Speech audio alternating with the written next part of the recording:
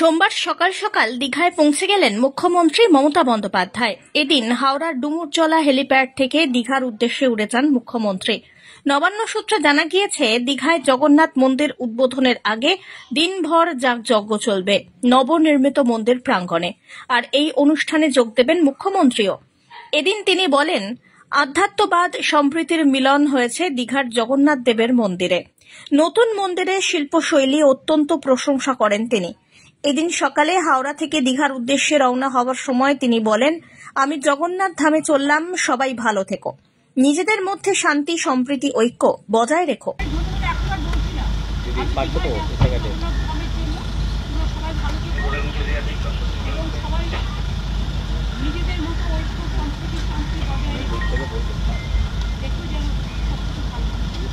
Bureau report, আজ বাংলা।